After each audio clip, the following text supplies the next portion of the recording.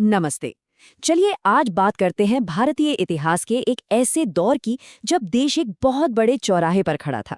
एक ऐसा समय जब चारों तरफ बस अनिश्चितता थी और एक सवाल था जिस पर भारत का पूरा भविष्य टिका हुआ था। 27 मई 1964। ये जो हेडलाइन आप देख रहे हैं, ये सिर्फ एक खबर नहीं थी, ये एक युग का अंत था। प्रधानमंत्री जवाहरलाल नेहरू, जिन्होंने 17 साल तक देश को संभाला था, वो अब नहीं रहे थे। पूरा देश जैसे सन्न रह गया था और एक अजीब सा खालीपन हर तरफ महसूस हो रहा था। और इसी खालीपन से वो बड़ा सवाल पैदा हुआ, नेहरू के बाद कौन? देखिए, ये सिर्फ इस बात का सवाल नहीं था कि अगला प्रधानमंत्री कौन बनेगा। नहीं, दुनिया भर में लोग ये सोच रहे थे कि क्या भारत का लोकतंत्र इतना बड़ा झटका झेल पाएगा। एक डर था कि कहीं भारत भी उन कई नए नए आज़ाद देशों की तरह बिखर तो नहीं जाएगा। तो चलिए सबसे पहले उसी माहौल को समझते हैं जो नेहरू जी के जाने के फौरन बाद बना। एक ऐसा शून्य जिसे भरना देश के लिए उस वक्त की सबसे बड़ी चुनौती थी। 1960 के दशक को अक्सर भारत का खतरनाक दशक या डेंजरस डिकेड भी कहा जाता है। अब सवाल है, ऐसा क्यों? भाई इसलिए क्योंकि उस वक्त देश एक नहीं बल्कि कई बड़े बड़े संकटों से एक साथ जूझ रहा था और डर ये था कि हमारा ये जो लोकतंत्र का प्रयोग है ये शायद फेल हो जाएगा। और देखिए, चुनौतियां हर तरफ थी। एक तरफ गरीबी और असमानता जैसी पुरानी समस्याएं तो थी ही, ऊपर से सांप्रदायिक और भाषाई बंटवारे भी सिर उठा रहे थे। इसी बीच मॉनसून ने भी धोखा दे दिया, जिससे देश में खाने का भयानक संकट पैदा हो गया। और इन सब के ऊपर एक और डर मंडरा रहा था कि कहीं सेना राजनीति में दखल न दे दे। तो आप सोच सकते हैं कि इन सब ने मिलकर कितनी अस्थिर, कितनी डामाडोल स्थिति बना दी थी। लेकिन इन सारी आशंकाओं और डरावनी भविष्यवाणियों के बीच भारत ने कुछ ऐसा किया जिससे दुनिया हैरान रह गई। चलिए देखते हैं कि देश ने अपने पहले राजनीतिक उत्तराधिकार की इस बड़ी पहेली को आखिर सुलझाया कैसे। और जो सबसे जरूरी बात है वो ये है कि ये बदलाव बहुत ही शांति से और पूरी तरह लोकतांत्रिक तरीके से हुआ। कांग्रेस पार्टी के अध्यक्ष थे के कामराज। उन्होंने पार्टी के सभी बड़े नेताओं से बात की, सलाह मशवरा किया और लाल बहादुर शास्त्री जी के नाम पर सबकी सहमति बन गई। उन्हें बिना किसी मुकाबले के कांग्रेस संसदीय दल का नेता चुन लिया गया। मतलब जो लोग देश में उथल पुथल और अराजकता की उम्मीद लगाए बैठे थे, वो बस देखते रह गए।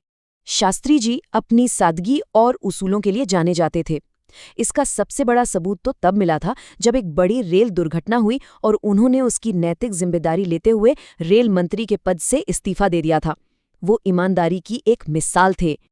उनका प्रधानमंत्री का कार्यकाल रहा तो छोटा, लेकिन चुनौतियों से लबालब भरा था। देश अभी 1962 के चीन युद्ध के बाद की आर्थिक मुश्किलों से निकल ही रहा था कि मॉनसून की नाकामी ने सूखे और खाने के संकट को और भी ज्यादा बढ़ा दिया। और फिर 1965 में भारत को पाकिस्तान के साथ एक जंग भी लड़नी पड़ी। तो एक तरफ सरहद पर जवान लड़ रहा था और दूसरी तरफ खेत में किसान।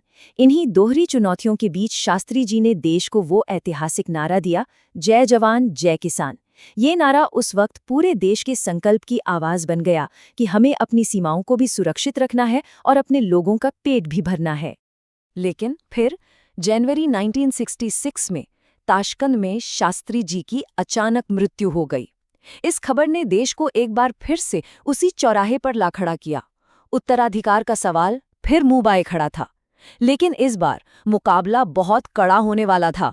तो इस बार मैदान में दो मुख्य दावेदार थे।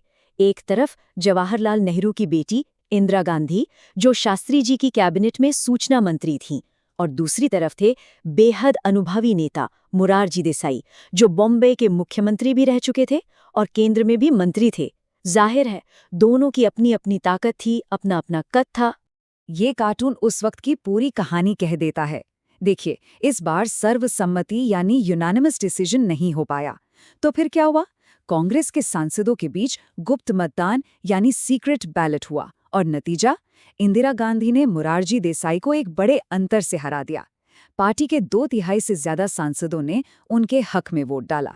तो अब सवाल ये उठता है कि मोरारजी देसाई जैसे अनुभवी नेता के होते हुए इंदिरा गांधी को क्यों चुना गया? इसके पीछे एक बहुत बड़ा राजनीतिक गुणाभाग था। और ये बात सच में बहुत दिलचस्प है। देखिए, उस वक्त कांग्रेस में कुछ बहुत सीनियर और ताकतवर नेताओं का एक ग्रुप था जिसे सिंडिकेट के नाम से जाना जाता था। इन लोगों ने इंदिरा गांधी का समर्थन किया। क्यों? क्योंकि उन्हें लगा कि इंदिरा गांधी अनुभवहीन है और वो हर फैसले के लिए, हर सलाह के लिए उन पर निर्भर रहेंगी। मतलब वो पर्दे के पीछे रहकर असली सरकार चलाएंगे। तो इंदिरा गांधी को प्रधानमंत्री की कुर्सी तो मिल गई, लेकिन उन्हें विरासत में मिला एक गहराता हुआ आर्थिक संकट भी। उनके लिए प्रधानमंत्री के तौर पर पहला 1 साल कांटों भरा ताज साबित हुआ। देश मानो एक आर्थिक बवंडर में फंस गया था। मॉनसून फिर फेल हो गया, जिससे जबरदस्त सूखा पड़ा, खेती की पैदावार गिर गई और खाने का संकट बहुत गहरा गया। देश का विदेशी मुद्रा भंडार लगभग खत्म होने को था। फैक्ट्रियों में उत्पादन गिर रहा था और उधर लड़ाइयों की वजह से सेना पर खर्च बहुत ज्यादा बढ़ चुका था। अब इस संकट से निपटने के लिए सरकार ने एक बहुत बड़ा और विवादास्पद कदम उठाया, रुपए का अवमूल्यन, मतलब रुपए की कीमत को गिराना। ऐसा कहा जाता है कि ये फैसला अमेरिकी दबाव में लिया गया था। नतीजा ये हुआ कि रातों रात एक अमेरिकी डॉलर जो पहले 5 रुपए का था, वो अब 7 रुपए का हो गया। जाहिर है, इससे महंगाई और तेजी से बढ़ी और इस आर्थिक तंगी की सबसे ज्यादा मार पड़ी आम आदमी पर। बढ़ती कीमतें, खाने की कमी, बेरोजगारी, इन सब को लेकर लोगों का गुस्सा अब सड़कों पर दिखने लगा था। देश भर में हड़ताल और बंद होना एक आम बात हो गई। लेकिन सरकार ने इसे लोगों की परेशानी समझने के बजाय एक लॉ एंड ऑर्डर की समस्या की तरह देखा, जिससे लोगों की नाराजगी और भी ज्यादा बढ़ गई। और बस इसी गर्म माहौल में देश 1967 के आम चुनावों की तरफ बढ़ रहा था। ये एक बहुत ही निर्णायक मोड़ था। वो कांग्रेस पार्टी, जिसका दशकों से एक छत्र राज था, अब पहले से कहीं ज्यादा कमजोर नजर आ रही थी। ये कांग्रेस पार्टी का असली यानी ओरिजिनल चुनाव चिन्ह था, बैलों की जोड़ी। कई सालों तक ये निशान देश में कांग्रेस की ताकत, उसकी एकता और उसके प्रभुत्व का प्रतीक रहा। लेकिन अब जरा इस कार्टून को देखिए। ये क्या दिखाता है? ये दिखाता है कि कैसे 22 सालों में पार्टी के अंदर ही दरारें पड़नी शुरू हो गई थीं।